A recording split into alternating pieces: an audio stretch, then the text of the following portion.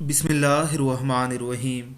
रसूल अल्लाह सल्लल्लाहु अलैहि वसल्लम ने फरमाया, तुम में से हर एक के हर अज़ू पर सुबह के वक्त सदका लाजिम होता है, और हर तस्बीह सुबहान अल्लाह सदका है, तहलील यानी ला इलाहा इल्लल्लाह भी सदका है, तकबीर यानी अल्लाहु अकबर भी सदका है, तहमीद यानी अल्हम्दुलिल्लाह भी सदका है, अमर बिल मारूफ भी सदका है, नहीं अनिल मुनकर भी सदका है।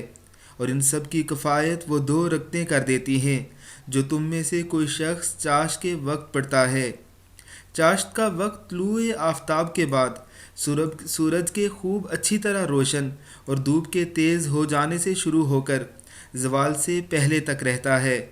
कितना आसान नुस्खा है कि सिर्फ 10 मिनट में चाश की 2 रकतें पढ़कर इंसान अपने जिस्म के 307 जोड़ों का सदका और शुक्र अदा कर सकता है। अल्लाह रब्बुल इज़्ज़त की ज़ात हम सबको तौफीक अता फ़रमाए। आमीन सुम आमीन।